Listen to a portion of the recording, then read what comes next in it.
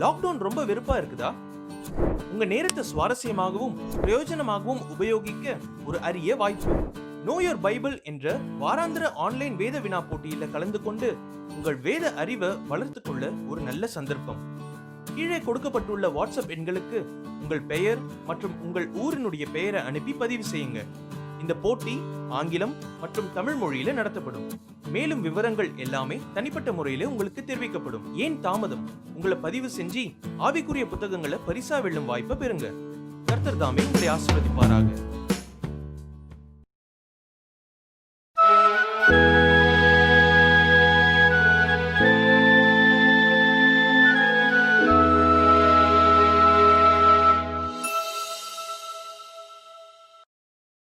Samuel Stevens டே என்று சொல்லக்கூடியவர். இவரை சாமுவேல் எஸ் டேன்னு அழைப்பாங்க.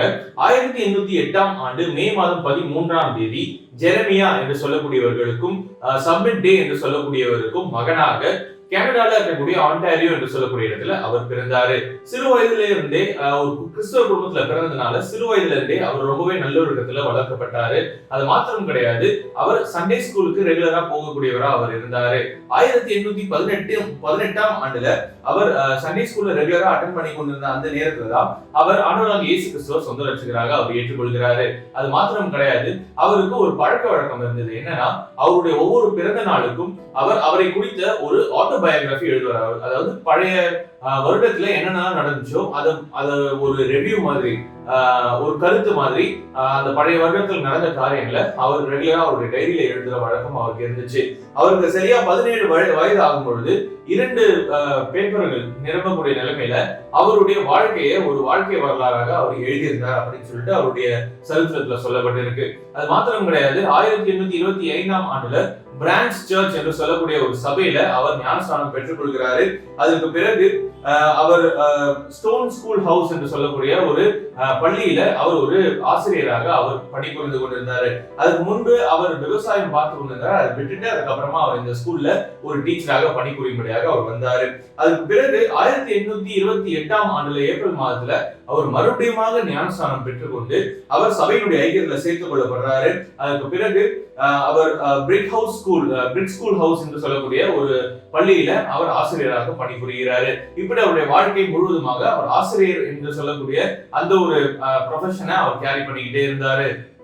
1831ஆம் ஆண்டுல நியூயார்க்ல இருக்கக்கூடிய ஹாமில்டன் என்று சொல்லக்கூடிய ஒரு இடத்துல நடந்த ஒரு மிஷனரி செமினரியில நம்மளுடைய சாமுவேல் எஸ் டே அவர்கள் பங்கு பெறுகிறாரு. அந்த இடத்துல அவருக்கு ஏற்பட்ட அழைப்பினால, ஆண்டவரிடத்திலிருந்து அவருக்கு நேரடியான அழைப்பு அவர் பெற்றுக் கொண்டதுனால அவர் முழு நேர ஊழியத்திற்கு என்று தன்னை ஒப்புக் கொடுக்கிறாரு. அதனுடைய தொடர்ச்சியாக அவர் ஒரு மினிஸ்ட்ரியல் ட்ரைனிங்கையும் அவர் அட்டென்ட் பண்ண ஆரம்பிக்கிறார். அதாவது ஊழியத்திற்கு என்று ட்ரைனிங் பெற்றுக் கொள்கிறதையும் அவர் அட்டென்ட் பண்ண ஆரம்பிக்கிறாரு. அவருக்கு இனிஷியலாக இருந்த ஆசை என்ன அப்படின்னு பாத்தீங்கன்னா, கனடா நாட்டுல அவர் பிறந்த அந்த நாட்டுல இருக்கக்கூடிய இந்தியர்களுக்கு அவர் சுவிசேஷத்தை அறிவிக்கணும் அப்படிங்கிறது தான் அவருடைய ஐடியாவா இருந்துச்சு. ஆனா அவர் வெளிநாடுகள்ல போயிட்டு மிஷனரி பணிகளை செய்யறதுக்கான வாய்ப்புகள் அவருக்கு அவருடைய கதவு தட்டுச்சு அப்படின்னு நம்மளால சொல்ல முடியும். 1833ஆம் ஆண்டுல அவருக்கு ஒரு ஆஃபர் வருது, வெளிநாடுகள்ல போயிட்டு மிஷனரியாக புரியறதுக்கான வாய்ப்பு. குறிப்பாக இந்தியாவில போய் மிஷனரியாக பணிபுரியக்கூடிய அந்த வாய்ப்பை அவர் பெற்றுக்கொள்கிறாரு. அதை பெற்றுக்கொண்டதுனால இவர் என்ன செய்யறாருன்னா, அவருடைய இனிஷியலான அந்த ஐடியாவை விட்டுட்டு இந்த வெளிநாடுகள்ல போயிட்டு மிஷனரி ஊழியத்தை செய்கிறதுக்கான எண்ணத்தை கொள்ள ஆரம்பிக்கிறாரு. அவர் திரும்பவுமாக அந்த நியூயார்க்ல இருந்து பாஸ்டன் என்று சொல்லக்கூடிய அவருடைய சொந்த ஊரு ஆன்டாரியோக்கு அவர் திரும்ப வந்துட்டு இருக்காரு. அப்படி வரும்பொழுதுதான் அவருடைய சொந்த திருச்சபை, அவருடைய தாய் திருச்சபை என்ன செய்யறாங்கன்னா, அவரை ப்ரீச் பண்றதுக்கான ஆர்டர் அவருக்கு தராங்க. அதாவது இதுக்கப்புறமா அவர் பிரசங்கிக்கலாம் அப்படிங்கிற ஒரு ஆர்டர் அவருக்கு தராங்க. அதை தொடர்ந்து அவரை இந்தியாவுக்கு ஒரு மிஷனரியாகவும் அவங்க அப்பாயிண்ட் பண்றாங்க. ஆகஸ்ட் மாதம் 1835ஆம் ஆண்டுல அவர் இந்தியாவுக்கு மிஷனரியாக வருவதற்கான ஒரு அபிஷேகம் இல்லாட்டி ஒரு அப்பாயின்மெண்ட்டை அவர் பெற்றுக்கொள்கிறாரு. 1825ஆம் ஆண்டே ரோனா கிளார்க் என்று சொல்லக்கூடியவர்களை இவர் திருமணம் செய்து கொண்டே இருந்தாரு. அதற்கு பிறகுதான் அவர் அந்த மினிஸ்ட்ரி ட்ரைனிங் எல்லாம் சேர்ந்தது. அதற்கு பிறகு 1835ஆம் ஆண்டுல செப்டம்பர் மாதம் 23ஆம் தேதி நம்மளுடைய சாமுவேல் எஸ்டே அவர்கள் அவருடைய மனைவியாகிய ரோனா கிளார்க் அவர்கள் அவரோடு கூட இஎல் அபாட் என்று சொல்லக்கூடிய இன்னொருவரும் அவருடைய மனைவியுமாக சேர்ந்து இவர்கள் 4 பேருமே இந்தியாவுக்கு பயணம் பண்ணி வராங்க மிஷனரி ஊழியத்திற்காக. இவர்கள் அனுப்பினது யார் அப்படின்னு பாத்தீங்கன்னா American Baptist foreign mission society என்று சொல்லக்கூடிய இந்த இயக்கத்தின் மூலமாக அவங்க இந்தியாவுக்கு ஊழியம் செய்யறதுக்காக வராங்க. இந்த இடத்துல அவங்க பிப்ரவரி மாசத்துல வந்து சேர்றாங்க. 1836ஆம் ஆண்டு, அடுத்த ஆண்டினுடைய பிப்ரவரி மாதத்துல இவர்கள் வந்து சேர்றாங்க. சேர்ந்தது இந்தியாவில் இருக்கக்கூடிய கல்கட்டா என்று சொல்லக்கூடிய இடத்துக்கு. வந்த பிறகு இஎல் அபாட் அவர்களும் அவருடைய மனைவி அவர்களும் பர்மாவுக்கு ஊழியம் செய்யும்படியாக அவங்க போயிடுறாங்க. நம்மளுடைய சாமுவேல் எஸ்டே அவர்களும் அவருடைய மனைவியாகிய ரோனா கிளார்க் அவர்களும் விசாகப்பட்டினம் என்று சொல்லக்கூடிய விசாகப்பட்டினம், இன்றைக்கு இருக்கக்கூடிய விசாகப்பட்டினம், அந்த இடத்துக்கு ஊழியத்தின் நிமித்தமாக அவங்க வந்து சேர்ந்துறாங்க. விசாகப்பட்டினத்துல வந்து ஊழியத்திற்காக சேர்ந்த நம்மளுடைய சாமுவேல் எஸ் டே அவர்கள் ஆரம்ப நாட்களிலேயே அங்க இருந்த லோக்கல் லாங்குவேஜ் ஆகிய தெலுங்குவை நன்றாக கற்று அறிந்து கொள்கிறாரு. அது மாத்திரம் கிடையாது, அந்த நேரத்துல அந்த விசாகப்பட்டினத்துல ரொம்பவே ஆக்டிவாக செயல்பட்டு கொண்டிருந்த லண்டன் மிஷன் சொசைட்டியினுடைய ஊழியர்களோடு கூட அந்த மிஷனரிகளோடு கூட சேர்ந்து அவர் ஊழியங்கள்ல அதிகமாக ஈடுபடக்கூடியவராக இருந்தாரு. அது மாத்திரம் கிடையாது, அப்படி ஊழியத்துல ஈடுபடும் பொழுது சிகாகோல் என்று சொல்லக்கூடிய இடம், இன்றைக்கு நம்ம அதை ஸ்ரீகாகுளம் என்று அழைக்கிறோம். அந்த சிகாகோல் என்று சொல்லக்கூடிய அந்த ஸ்ரீகாகுளம் தான் இவருடைய மிஷனரி ஸ்தலமாக அல்லது இவர் ஊழியம் செய்யறதுக்கு ஏற்ற ஒரு ஸ்தலமாக இவருக்கு அந்த நாட்கள்ல தென்படுது. ஆண்டவர் அவர் காண்பித்த இடம் அதுதான் அப்படின்னு சொல்லலாம். சோ அமெரிக்கன் பேப்டிஸ்ட் மிஷனை சரியான விதத்துல செயல்படுத்துறதுக்கு இந்த இடத்துல தாராளமா முடியும் அப்படின்னு சொல்லிட்டு அவர் எண்ணிக்கொண்டிருந்த அந்த நாட்கள்ல தான் அவருக்கு முதலாக ஒரு பிள்ளை பிறக்கிறாங்க. சோ பிறந்த அந்த பிள்ளை வந்து அந்த அமெரிக்கன் பேப்டிஸ்ட் மிஷன் போர்டு அது மூலியமாக இந்தியாவுக்கு முதலாக வந்த ஒரு மிஷனரி ஹார்வர்ட் மால்கோம் என்று சொல்லக்கூடியவர். சோ அவருடைய பெயரையே அவருடைய மகனுக்கும் சூட்டுறாங்க. அதுக்கு பிறகு அவங்க எந்த இடத்துல போயிட்டு நான் மிஷனரியா இருக்கணும் அப்படிங்கறத சூஸ் பண்றதுக்கே அவர் கொஞ்சம் டைம் எடுத்துக்கிட்டாரு. ஏன் அப்படின்னா அவருடைய மகனையும் கன்சல்ட் பண்ண வேண்டிய சிச்சுவேஷன் ஆயிடுச்சு. அவருடைய மகனுக்கு வேண்டிய படிப்பு சம்பந்தப்பட்ட காரியங்கள், அவங்க மகனுக்கு அந்த கிளைமேட்டிக் கண்டிஷன்ஸ் எல்லாம் ஒத்துக்கணும் இல்லையா? சோ அதெல்லாம் பார்த்துட்டு அதுக்கப்புறமா நம்ம எங்க போய் மிஷனரி ஊழியத்திற்கு செட்டில் ஆகலாம்னு சொல்லிட்டு அவர் யோசிக்கலாம் அப்படின்னு சொல்லிட்டு யோசிச்சு வச்சிருந்தாரு. ஆனா ஆண்டவருடைய சித்தம் அவர் அந்த ஸ்ரீகாகுளத்துல செய்ய வேண்டிய ஆண்டவருடைய ஊழியத்தை ஸ்ரீகாகுளத்துல தான் செய்யணும் அப்படின்னு சொல்லிட்டு ஆண்டவர் சித்தம் வைத்திருந்த காரணத்தினால அதே இடத்துல அவங்களுடைய ஊழியத்தை அவங்க ஆரம்பிக்கிறாங்க. இதை தொடர்ந்து சாமுவேல் எஸ் டே அவர்கள் அவருடைய மனைவி அவருடைய பிள்ளை இவர்கள் சேர்ந்து ஒரு குடும்பமாக ஸ்ரீகாகுளம் என்று சொல்லக்கூடிய அந்த சிகாகோலுக்கு கடந்து போறாங்க. அங்க போயிட்டு அங்க இருக்கக்கூடிய நேட்டிவ் பீப்புளுக்காக, அங்க வாழக்கூடிய மக்களுக்காக முதலாக ஒரு பள்ளிக்கூடத்தை இவங்க ஏற்படுத்துறாங்க. அங்க இருந்த அநேக பிள்ளைகள் இந்த பள்ளிக்கூடத்துல சேர்த்து அவங்களுக்கு வேண்டிய கல்வி மற்ற காரியங்களை அவங்க சொல்லிக் கொடுக்க ஆரம்பிக்கிறாங்க. அங்க இருந்த அநேக பிள்ளைகளுக்கு ஆண்டவராகிய இயேசு கிறிஸ்துவின் அன்பையும் கூடவே சேர்த்து அவங்க சொல்ல ஆரம்பிக்கிறாங்க. ஒரு சில ஆண்டுகளுக்குள்ளாகவே அந்த இடத்துல முதலாக கன்வெர்ட் செய்யப்பட்ட ஒரு கிறிஸ்தவ கல்யாணம் அங்க நடக்குது, திருமணம் நடக்குது. வேறு மதத்துல இருந்து கிறிஸ்தவர்களாக ஆண்டவராகிய இயேசு கிறிஸ்துவை ஏற்றுக்கொண்டு வந்தவர்களுக்கு ஒரு கிறிஸ்தவ திருமணத்தை அவங்க நடத்தி வைக்கிறாங்க. சோ அந்த அளவுக்கு வந்த ஒரு சில நாட்களுக்குள்ளாகவே ஆண்டவராகிய இயேசு கிறிஸ்துவினுடைய அன்பை அந்த இடத்துல அவங்க அறிவிக்க ஆரம்பிச்சிட்டாங்க. 1837ஆம் ஆண்டுல அவருடைய பிள்ளையாகிய மால்கோம்னுடைய ஒரு விருப்பத்தின் பேர்ல அவருடைய பிள்ளை என்ன சொன்னாங்கன்னா, நம்ம மெட்ராஸ்ல போயிட்டு அங்க இருக்கக்கூடிய இங்கிலீஷ் ஸ்பீக்கிங் மக்களுக்காக, ஆங்கிலம் பேசக்கூடிய மக்கள் மத்தியில நம்ம ஊழியம் செய்யலாம் அப்படின்னு சொல்லிட்டு அவருடைய பிள்ளை சொன்ன காரணத்தினால அவர் என்ன செய்யறாருன்னா மெட்ராஸ்க்கு கிளம்பி வராரு. அங்க இருந்த மால்வின் சர்ச் என்று சொல்லக்கூடிய அந்த சபைகளிலும் அவர் ஊழியத்தின் நிமித்தம் அங்க வேலை செய்ய வேண்டிய கட்டாயம் அவருக்கு ஏற்பட்டுச்சு. அது மாத்திரம் கிடையாது, அவர் வெறும் மெட்ராஸ்ல மாத்திரம் கிடையாது, பெல்லாரி என்று சொல்லக்கூடிய இன்னொரு பக்கத்துல இருக்கக்கூடிய ஊருக்கும் சேர்த்து அவர் ஊழியம் செய்து கொண்டே இருந்தாரு. சோ ஒரு சில ஆண்டுகளுக்குள்ளாக அவர் மெட்ராஸ்லயும் சரி பெல்லாரியிலும் சரி தெலுங்கு பேசக்கூடிய மக்கள் அல்லாத ஒரு கூட்டத்திற்கு, அதாவது தெலுங்கு தெரியாத இன்னொரு மக்கள் கூட்டத்தை அவர் ஆண்டவருக்குள்ள கொண்டு வந்து அவங்களுக்கு ஞானஸ்நானமும் கொடுக்கிறாரு. அதோடு கூட மெட்ராஸ் ஆக்சிலரி பைபிள் சொசைட்டி என்று சொல்லக்கூடிய ஒரு வேதாகம கல்லூரியிலும் அமெரிக்கன் பேப்டிஸ்ட் ட்ராக் சொசைட்டி என்று சொல்லக்கூடிய ஒரு ட்ராக்ஸ் அச்சு செய்யக்கூடிய ஒரு இடத்திலையும் அவர் ஆண்டவர் நிமித்தம் வேலை செய்து கொண்டிருந்தாரு.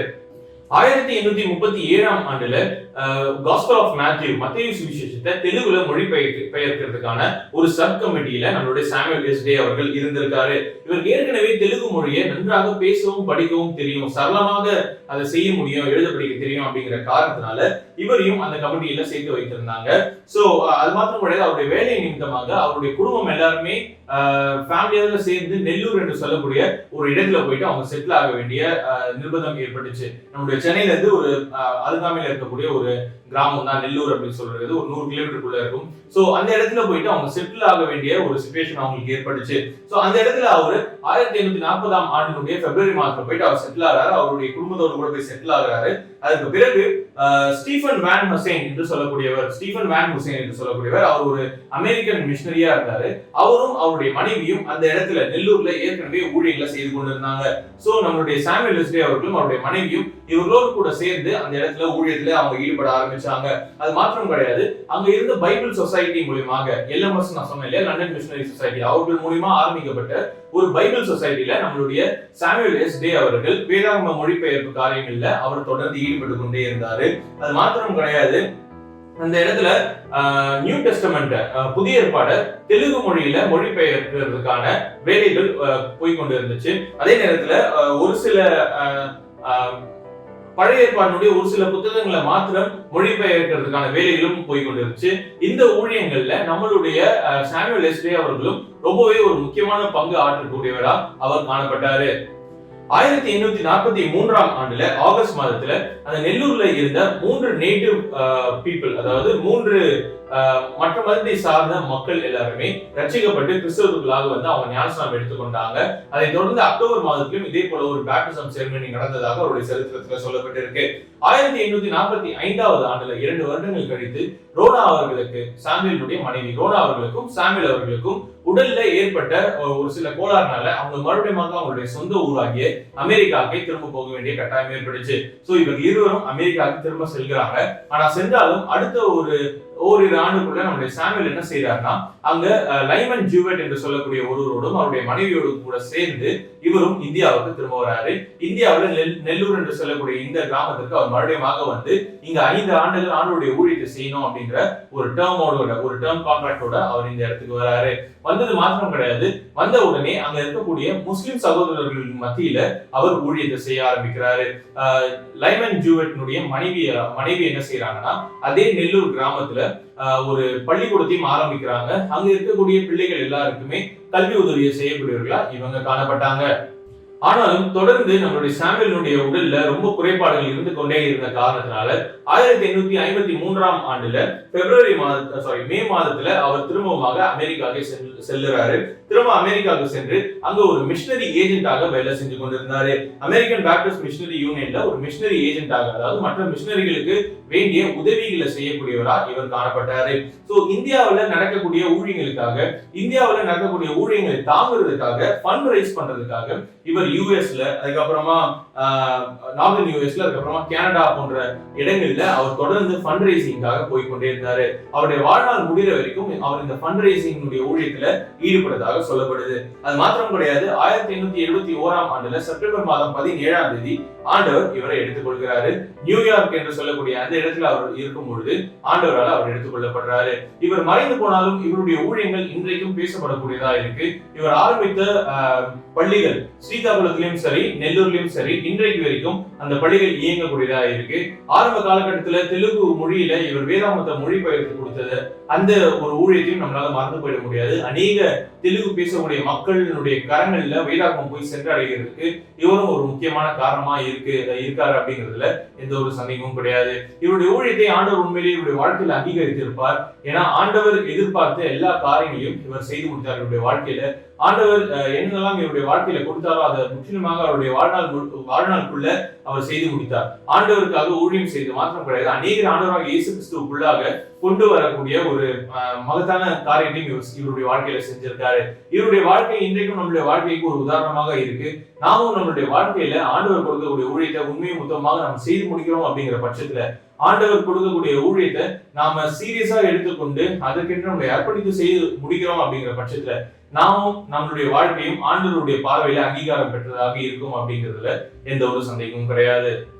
இன்றைக்கான சிந்தனைக்கு, எனது தந்தையும் எனது சகோதரர்களும் கிறிஸ்துவுக்காக மரிப்பதற்கு பாத்திரர் என்று கண்ட என் ஆண்டவரை நான் துதிக்கிறேன் அப்படின்னு சொல்லிட்டு எஸ்தர் ஸ்டெயின்ஸ் அவர்கள் சொல்லியிருக்காங்க. இவங்க யாருன்னா கிரஹாம் ஸ்டெயின்ஸ் அவர்களுடைய பெண். சோ இவங்க இந்த வாக்கியத்துல சொல்ல வர காரியம் என்ன அப்படின்னு கேட்டீங்கன்னா, என்னுடைய அப்பாவும் சரி, என்னுடைய சகோதரர்கள், என்னுடைய அண்ணன்களும் சரி, ஆண்டவருக்காக மரிக்கிறதுக்கு அவங்க பாத்திரவான்களா இருக்காங்க, கிறிஸ்துவுக்காக ரத்த சாட்சியை மரிக்கிறதுக்கு அவங்க வர்த்தானவங்களா இருக்காங்க, பாத்திரவான்களா இருக்கிறாங்க அப்படின்னு சொல்லிட்டு ஆண்டவர் அவங்களை சூஸ் பண்ணியிருக்காரு. அதுக்காக நான் ஆண்டவரை துதிக்கிறேன் அப்படின்னு சொல்லிட்டு அவங்க சொல்லியிருக்காங்க.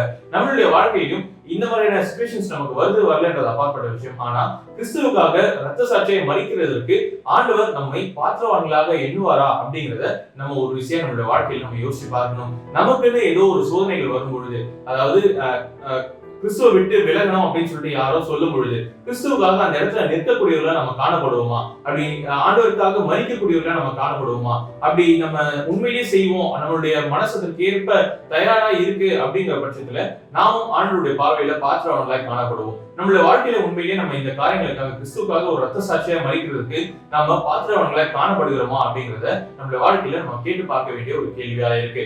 இன்றைக்கு நம்ம பார்த்த இந்த மிஷனுடைய வாழ்க்கை உங்களுக்கும் எனக்கும் பிரோஜனமுள்ளதா இருந்திருக்கும் நான் விசுவாசிக்கிறேன். நாளைக்கும் இதே போல ஒரு நல்ல மிஷனுடைய வாழ்க்கையோட கூட சேர்ந்து உங்க எல்லாரையும் இதே போல ஒரு நல்ல வீடியோட சந்திக்கிறேன். அதுவரையிலும் கர்த்தர் தாமே நம்மோடு கூட இருப்பாராக. ஆமென்.